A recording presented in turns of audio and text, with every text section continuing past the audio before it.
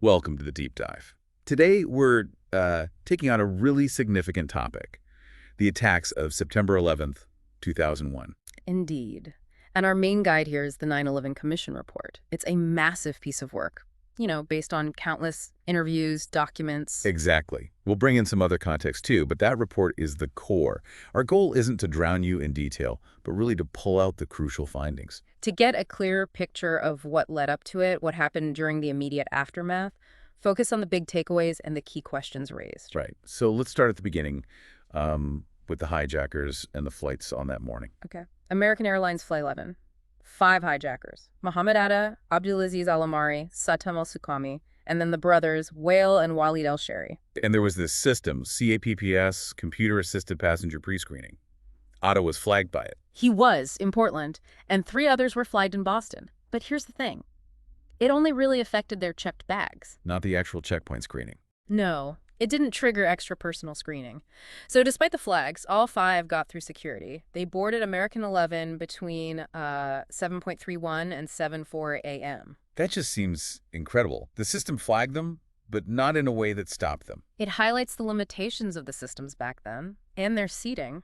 Atta, Omari, Suqami were in business class. And the Sherry brothers. Up in first class, the plane pushed back right at 7:40 a.m. And the first sign, something was terribly wrong. Came about an hour later, 8:34 a.m., that chilling transmission from the cockpit. Nobody move, please. We're going back to the airport. Don't try to make any stupid moves. Exactly. That instantly told air traffic control this was serious. By 8:41, they'd officially declared it a hijacking. Though they thought it was heading for JFK at first, right? Yeah. And descending. Correct. Meanwhile, a flight attendant, Betty Ong, was relaying information over the phone. Incredibly brave. But they lost contact with her. Yeah, around 8:44 a.m., and then just 2 minutes later, 8:46 a.m. American 11 hits the North Tower. The Yeah. speed is just staggering. It really is. And as this is happening, another plane, American 77, starts to go off course. That started at 8:54 a.m., a turn southward. And then, 8:56 a.m., Indianapolis Center loses radar contact completely, just gone. And the controller there had no idea what was happening in New York. He thought it was mechanical. Exactly. He assumed electrical failure or something similar. No awareness of the bigger picture, which, is understandable at that very moment. This shows how unprecedented this was. What about the military response? Fighters were scrambled. Yes, F-15s from Otis Air Force Base took off at 8:46 a.m., ironically the exact moment of the first impact. But NORAD. They didn't know where Flight 11 was headed. No, because the plane's transponder, the device broadcasting its location, was turned off. They were blind. So the fighters were up, but without a target. Right. And NORAD didn't even find out about the first tower being hit until after 8:50 a.m. while they were still, trying to figure out where American 11 was. Just a cascade of confusion. Meanwhile, there's United 175. Yes. Air traffic controllers actually asked another plane to look for American 11, and that plane spotted United 175 deviating at 8:38 a.m. And there was an odd transmission on that flight, too. Very odd. Shortly after takeoff, the crew heard something, described it as like someone keyed the mic and said, "Everyone stay in your seats." A clear warning sign in retrospect. And then the passenger call. Louise Sweeney. Around 8:44 a.m., her words are just harrowing. Something is wrong. We are in a rapid descent. We are all over the place. We are flying low. We are flying very, very low. We are flying way. The call cut off. Gives you chills. And the hijackers' seating positions, they weren't random, were they? No, definitely planned. On the bigger planes, the 767s, American 11, and United 175, they had hijackers in first class near the cockpit. With the pilot hijacker nearby. Yes, close behind, and usually another one near them. On the 757s, American 77, and United 93, the pilot hijacker was right up in the first row closest to the door. All designed for a quick takeover. Precisely. And just one final point on the flights for now. The cockpit voice recorder. Only one survived. Only United 93s. Recovered from the crash site. It provides that terrible but vital record of the struggle on board. The heroism there is incredible. But it brings us back to the question. How did it get to that point? The report digs deep into the intelligence failures before 9/11. Oh, yes. And some are really stark. Take the Minneapolis FBI field office and the Zacharias Musawi case. What was the issue there? A major disagreement. The Minneapolis agents were convinced Musawi was a threat. Their supervisor famously warned he was trying to stop someone from, quote, taking a plane and crashing into the World Trade Center. He actually said that. Yeah, before 9/11. he did, but FBI headquarters pushed back, saying they didn't know if he was a terrorist. They downplayed the urgency. That's breathtaking. A failure to connect the dots seems like an understatement. It really does. And it wasn't just Moussaoui. The report talks about systemic problems with information sharing, this old hub-and-spoke system. Meaning each agency kept its own data. Hard to search across them. Exactly, like separate kingdoms. You couldn't easily query another agency's database. The information was siloed. Was there a proposed fix? Yes, a decentralized network model. The Markle Foundation actually put together a concept for it, a way to share info while protecting secrets using network design, information rights management. But it wasn't implemented in time. No, it was talked about, but the barriers, bureaucratic, technical, perhaps political, were too high before 9/11. Makes you wonder what might have been. Definitely. The report also pushes hard for a specialized workforce within the FBI. Right. Focusing on national security. Recruiting and training agents, analysts, linguists specifically for intelligence work, not just traditional law enforcement. Mixing the disciplines. Having agents work both crime and national security. Yeah, cross-fertilization, they called it. Give new agents experience in both fields for a broader perspective. The CIA also faced criticism in the report, didn't it? Yeah. Regarding tracking Mihar. Yes. In January 2000, they apparently didn't develop a plan to track Mihar and his associates transnationally, a potential mischance to follow them to the U.S. And they didn't watch list Hazmi or tell the FBI he'd arrived in the U.S. Correct. In March 2000, Hazmi entered the U.S., had a visa, but the CIA didn't watch list him or notify the Bureau. Critical information just wasn't shared. In another instance in 2001, about Khalid. Yeah. January 2001, the CIA learned Khalid, who was linked to the USS Cole bombing, had been at that key meeting in Kuala Lumpur with Mihar.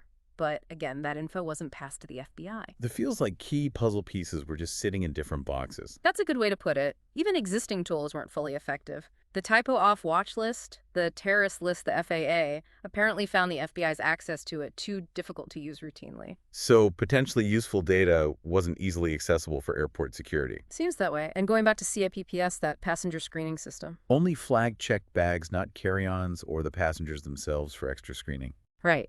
Carry-on screening was actually relaxed a bit due to concerns about discrimination, slowing down lines. It shows the mindset was different. They were thinking about traditional hijacking or bombs in checked luggage, not suicide attackers using the planes as missiles. A failure of imagination, perhaps? And the structure of the intelligence community itself? The DCI's authority? That was another issue. The Director of Central Intelligence didn't have direct operational control over all the agencies. Their influence often depended on personal relationships, especially with the president. More based on personality than clear lines of command. Pretty much, which could make coordinated action difficult. The FBI did have a strategic plan from 1998 listing counterterrorism as the top priority. But it didn't fully succeed. The report suggests it fell short, and the understanding of bin Laden himself was still evolving. In 97, the CIA's own counterterrorist center was still calling him primarily an extremist financier. Maybe underestimating his operational role. Perhaps. And even within the State Department, you had competing priorities. Counterterrorism officials worried about Pakistan's support for militants in Kashmir. But that clashed with diplomatic goals pursued by the South Asia Bureau. Sometimes, yes, making a unified, firm stance difficult. What about direct action against bin Laden before 9/11? There were efforts, but also lots of uncertainty. Tribal attempts to ambush him in late 98 were viewed with skepticism, though their intel on his location was considered useful until a leak forced al-Qaeda to change how they communicated. Making intercepts harder for the NSA. Exactly. And a potential cruise missile strike in late 98 was ultimately rejected. Concerns about collateral damage, reliability of the intelligence. It was a tough call. The military was hesitant too, thinking about past failures like Desert One. That comparison was made, yes. A reluctance for quick strike special ops missions. Interestingly, the report notes senior Pentagon officials might not have even known about some of the more ambitious planning happening at lower levels against bin Laden. While all this is debated, al-Qaeda is moving forward. Bin Laden tasks Nashiri regarding Aden. Leading directly to the attempts on the USS, the Sullivans, and the successful bombing of the USS Cole, they are actively prosecuting their war. And key operatives were gathering. Khalid, Abu Bara, Hazmi, in Karachi in late 99. Right. And Atta even passed through the same safe house briefly on his way to Afghanistan. Shows the network connection. Matt Har didn't train there, though. No. The report says KSM, Khalid Sheikh Mohammed, just assumed bin Laden and Atif had briefed Mithar directly on the plane's operation. And they were reaching out elsewhere, Kuala Lumpur. Yes, Khalid and Abu Bara contacted Hanbali there in early 2000, coordinating activities in Southeast Asia. And Khalid even took a surveillance flight. He did, flew first class on a U.S. airliner from Hong Kong, specifically to check the cockpit view, or lack thereof. Meticulous planning. Where did al-Qaeda's money come from? Not just bin Laden's fortune. That was an early assumption, but the report indicates it was largely donations. Maybe around $30 million a year before 9/11. A significant sum raised through their network. And the Hamburg cell guys, Atta, Sheehy, etc., they paid their own way initially. Yes, they supported themselves at first. The funding from al-Qaeda came later in the process. What about diplomatic pressure? Trying to get Pakistan to lean on the Taliban. U.S. efforts started in early 2000, but they didn't really work. Pakistan had its own interests with the Taliban. And the USS Cole bombing. U.S. officials immediately suspected al-Qaeda. Yes, the counterterrorism people assumed it was them almost right away, but they needed solid proof. Which they didn't have conclusively before Clinton left office. That's what caused frustration for Clinton and his national security advisor, Sandy Berger. Suspicions were strong, but the definitive intelligence link wasn't there yet to authorize major retaliation. But the Cole bombing did trigger a rethink of military options. It did. Led to reevaluating plans, developing things like the infinite resolve strike options, and a new concept for a phased campaign against Afghanistan, though still no invasion plan at that stage. Enter Richard Clarke's memo to Condoleezza Rice early in the Bush administration. A really key document. Clarke was warning Rice not to underestimate al-Qaeda, pushing for decisions on things like aid to the Northern Alliance, messages to the Taliban, CIA funding, the Cole response, trying to inject urgency. Around the same time, Vice President Cheney was starting work on WMD preparedness. Yes, leading an effort on national preparedness for those kinds of attacks. It was just getting started in the months before 9/11. And in May 2001, Tenet and Rice talked about going on the offensive. That's right. A discussion about taking the offensive against al-Qaeda, trying to break the back of bin Laden's organization. A shift in rhetoric, at least. And by September 10th, 2001, the day before, there was agreement on a strategy for the Taliban. Yes, a three-phase plan. One last diplomatic chance, then pressure in covert action, and finally, potentially covert action to actually topple the regime. Rice saw Clarke's earlier memo as a warning against bureaucratic foot-dragging. Reportedly, yes, an awareness of the system's inertia. What about the Predator drone? That faced delays. Big time. Funding arguments and, critically, debates over who would actually authorize its use, especially if armed. It represented a potential tool that wasn't fully utilized before 9/11. Meanwhile, Hazmi and Mithar are in the U.S. San Diego by February 2000. Possibly helped by this individual, Modar Abdullah, who apparently held extremist views himself, showing how they could find pockets of support. And Atta and Sheehy are in Florida learning to fly. Making steady progress. They'd passed their private pilot tests by mid-August 2001, acquiring the skills they needed. Hazmi and Hanjur get help finding an apartment near D.C. from someone at the Dar al-Hijra Mosque. Yes, a man named Ayad al-Rababa helped them. And there's suspicion about Anwar al-Awlaki's potential role, given his later notoriety and earlier connections to Hazmi. Al-Qaeda's recruitment criteria sound chilling. Willingness to die and patience. Stark, isn't it? Shows the long-term, deeply ideological commitment they sought. Atta flies to Newark in August 2001. Probably final coordination. Seems very likely, yeah. Meeting up with Hazmi. And the surveillance flights they took, mimicking routes, flying first class. Atta, Hazmi, Hanjur, just like others had done earlier. Flying to places like Las Vegas on similar planes. Really detailed reconnaissance. Yet, despite all the threat chatter in the summer of 2001, the report says President Bush and his top team didn't specifically discuss a domestic al-Qaeda threat in the final weeks. That's a striking finding. Unprecedented threat levels reported, but apparently no high-level meeting focused squarely on the possibility of an attack inside the U.S. And Mithar had left the U.S. briefly, went back to Yemen. Yes, in June 2000. Which, the report suggests, might have been another chance to find him if the CIA had restarted the search or shared that visa info with the FBI. A CIA official did eventually connect the dots on Mithar's visa and Hazmi being in the U.S. Yes, in May 2001, someone recalled the Kuala Lumpur travel, looked back at old cables, and realized Mithar had a U.S. visa and Hazmi had entered. But still, the information didn't lead to action quickly enough. And Tenet being briefed on Musawi, Islamic extremist, learns to fly, but not seeing the al-Qaeda link. Right. He viewed it as an FBI case, apparently didn't connect it to the broader al-Qaeda threat warnings from that summer. Another missed connection. Just, wow. The report also touches on figures in the U.S., like that cleric in L.A., Thumeiri. Fahad al-Thumeiri. There are conflicting views on whether he actively promoted extremism. Interestingly, both the Saudi government and his own mosque leadership tried to discipline him for his rhetoric. And he had contact with Bayoumi, another figure connected to Hazmi and Midar. Numerous phone calls between 98 and 2000, Bayoumi claimed they only discussed religion. And Modar Abdullah, the guy who maybe helped Hazmi and Midar in San Diego, was reportedly close to radical followers of Thumeiri at the LA mosque. Lots of concerning connections. Okay, let's shift to the day itself, the emergency response. Huge challenges, obviously. What systems were in place? NYPD radios. NYPD had a system with multiple radio zones, 35 of them, each with central dispatchers. They also supervised the city's 911 system. Which was staffed by civilians. And fire calls got transferred. Right. Civilian operators handled initial 911 calls trained in basic protocols. Fire-related calls went over to FDNY dispatch.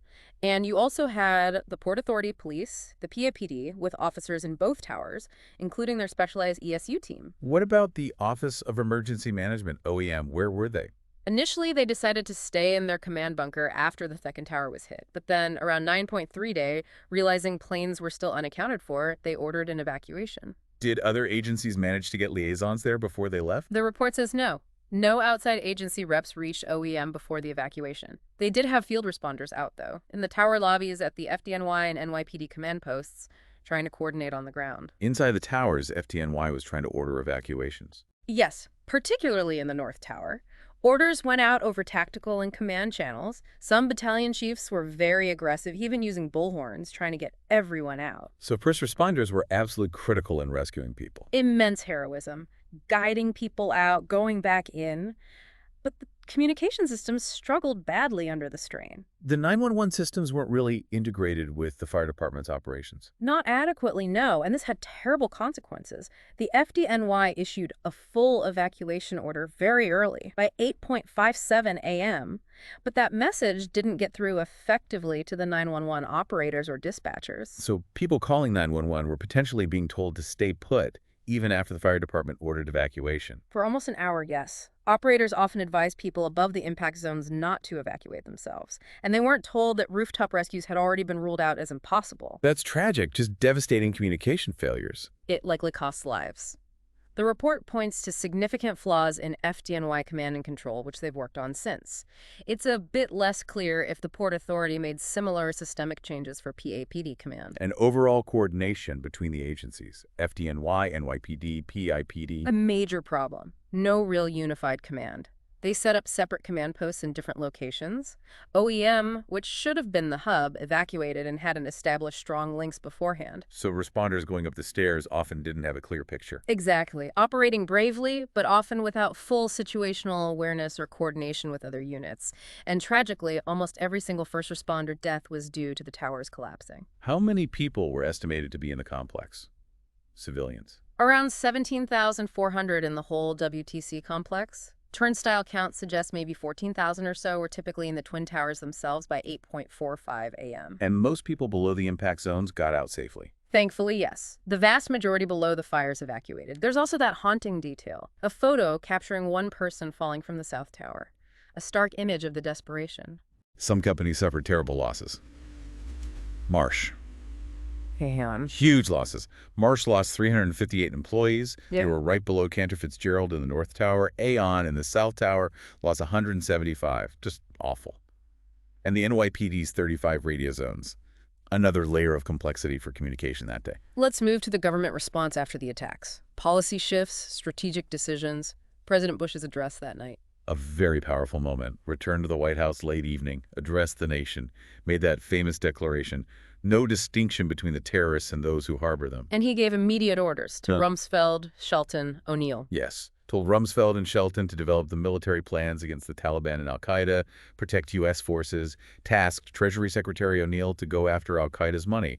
Those NSC meetings on terrorist financing started just a week later. But even then, there was uncertainty about what al-Qaeda represented, a new threat or just more terrorism. Yeah, that debate was happening at senior levels. Was this something fundamentally different or just a continuation of older patterns? That uncertainty would shape the response. And it's striking. No national intelligence estimate on terrorism between 1997 and 9/11. Right. These NIEs are supposed to be the big, integrated assessments of major threats. The lack of one specifically on terrorism in those crucial years is notable. And NORAD's focus was outward, not really considering domestic planes as weapons. Primarily, yes. The main concern was threats coming from overseas. Hijacked domestic flights used as missiles wasn't really on their main radar screen. The report also mentions a tendency. Agencies accepting limitations, not tackling tough vulnerabilities. Yes, sort of passively accepting things that were hard to fix, too costly, too politically difficult, too complex bureaucratically, a reluctance to address the hardest problems. And those missed opportunities the report highlights, often down to information sharing failures. That's a central theme. Lack of sharing, lack of pooling analysis, lack of joint operations, often exacerbated by that wall between foreign intelligence and domestic law enforcement. A key recommendation then was long-term commitment to Afghanistan. Yes. A sustained U.S. and international effort to ensure it wouldn't become a terrorist haven again. A recognition of the long game required. Rumsfeld asked a really pointed question in 2003, didn't he? About whether we were winning. He did. Are our counterterrorism efforts actually outpacing terrorist recruitment and training? A fundamental question about the cost-benefit, the sustainability of the strategy. The report also stressed the need for the U.S. to project moral leadership, offer a positive vision. Absolutely. Define the message, emphasize human dignity, opportunity, as a way to counter the extremist narrative. Not just military or intelligence action, but ideological engagement, too. And on the practical side, recommendations for Homeland Security. Biometric screening. Yes, complete a biometric entry-exit system. Integrate it with systems that provide benefits to foreigners. Tighten up border controls using technology. While safeguarding privacy, that balance is crucial. Always. The Commission stressed protecting privacy and civil liberties even as information sharing increased, both within government and with the private sector. The Patriot Act gets discussed too. New powers, but also debate about sunset clauses. Right. The report acknowledges the general agreement that better information sharing was needed, but also the legitimate debate around the scope of those new powers and their impact on liberties. And restructuring the intelligence community was a huge recommendation, like Goldwater-Nichols for the military. Exactly that comparison. Breaking down barriers, forcing joint work, creating integrated analysis, recognizing the old structure wasn't fit for the new threats. Which required changes in Congress, too. Consolidated oversight for DHS. Yes, give DHS clear authority and responsibilities similar to Justice or Defense by having fewer congressional committees overseeing it.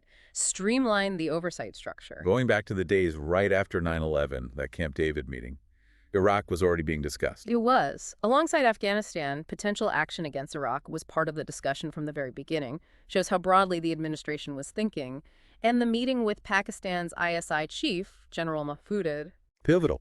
Deputy Secretary Armitage laid out very clearly what the U.S. expected from Pakistan. Cooperation, support, setting the terms early on. President Bush calling it a minor war initially, maybe just grasping the scale. Perhaps. Hard to comprehend the magnitude in those first moments after the Pentagon hit. And the debate on Air Force One about returning to D.C. underscores the real fear.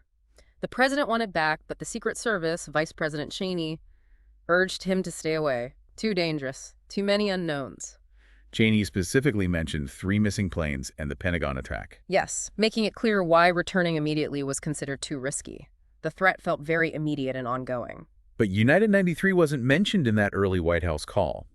And the FAA wasn't included initially. Concerning details, yes. Flight 93's hijacking and crash seemed to happen somewhat outside that main loop of communication involving the president and top officials, at least initially. Well, what about the shoot-down orders? When did they become official? Well, there was apparently a negative clearance to shoot order given to pilots over D.C. around 10:10 a.m., but the actual authority for NEAS, the air defense sector, to shoot down a civilian plane wasn't communicated until 10:31 a.m. Leaving a gap. Could NORAD commanders have acted without orders? The report considers it unlikely, given the enormity of that decision. but the possibility is there in such extreme circumstances. Looking broader again, the context of rising Islamist movements. How did regional governments react? Often in one of two ways, neither ideal. Either ceding ground on social issues, letting Islamists control education, etc., or harsh repression. Both could backfire, sometimes pushing moderates towards extremism. And earlier attacks. Khobar Towers in '96, linked to Saudi Hezbollah, maybe Al-Qaeda? Yes, possible al-Qaeda links were suspected, though not definitively proven. Shows the complex web of groups. And other plots where bin Laden's role was murky? The '93 WTC bombing? Manila air plot? Correct.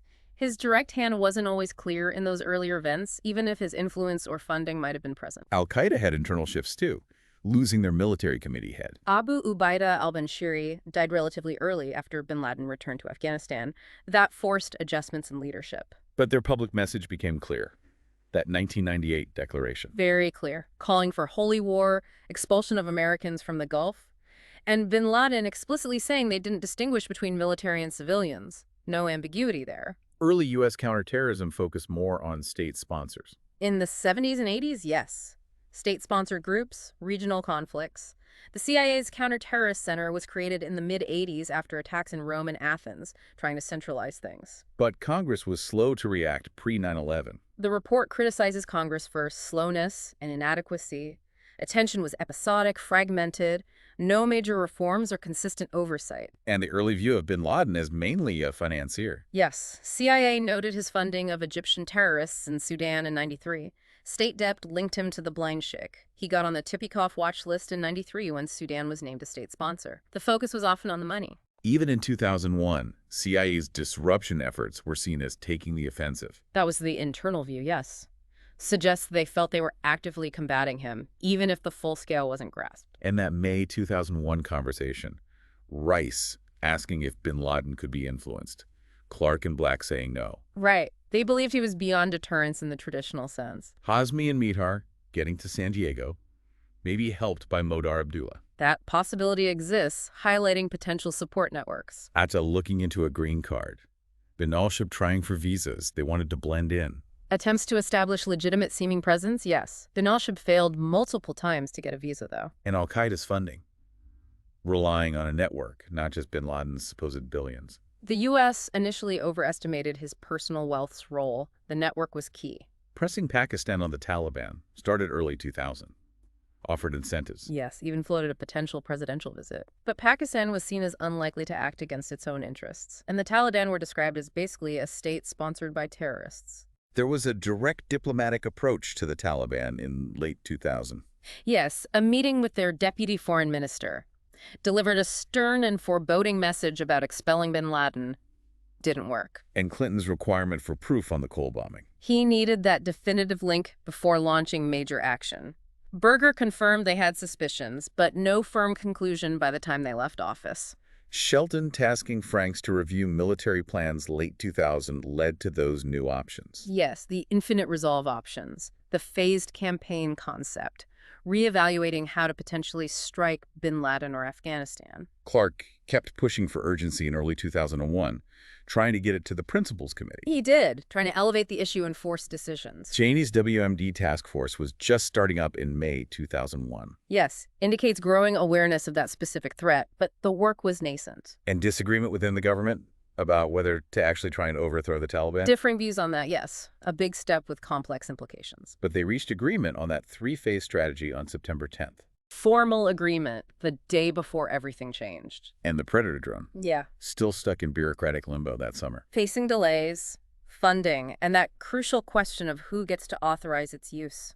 A potentially powerful tool, sidelined. Post 9/11, the FBI found Abdullah knew about Hazmi and Midhar's extremism and was anti-U.S. himself. Yes, the investigation revealed his awareness and his own sentiments. More evidence of potential domestic support. What about Atta allegedly being in Prague? Any truth to that? The report says Czech authorities investigated thoroughly and found no evidence he was ever there. Seems to be an unsubstantiated claim. Another hijacker, Saeed Al-Ghamdi, tried for a U.S. visa and failed. Yes, sent by KSM in 2000, but his application was denied. One less operative potentially getting through. And not everyone asked to rejoin Al-Qaeda did. That associate Hamlin refused. Correct. Shows not everyone who trained remained committed. Abdurrauf Jadi, maybe trained with them but dropped out. Possible. A Canadian passport holder, initially considered for the operation, reportedly, but didn't participate. And KSM claimed the attacks were moved up, originally planned for later. That's his claim, according to the report. The reasons aren't fully clear, but suggests the timing wasn't always fixed. So wrapping this deep dive up, the key takeaways seem pretty stark. Major intelligence failures. Absolutely. Communication breakdowns between agencies. Numerous missed opportunities in the years and months leading up to the attacks. And the response on the day. Incredible heroism, yes, but also significant coordination and communication problems. Definitely. Which led to major policy changes afterwards, a whole reevaluation of national security. But it leaves you with big questions, doesn't it? What if information had been shared better? Could earlier action against al-Qaeda have made a difference? Prevented it? And have the systemic issues identified back then, have they truly been fixed? That's the ongoing question, isn't it? How resilient are the changes? It really drives home that 9/11 wasn't just a surprise attack out of the blue. No, it was, as the report shows, a culmination. Complex factors, decisions made or not made, vulnerabilities exploited. Understanding all those threads, the intel gaps, the policy choices, the nature of the enemy feels absolutely vital. Crucial, we think, if we're serious about preventing future tragedies and building real, lasting security.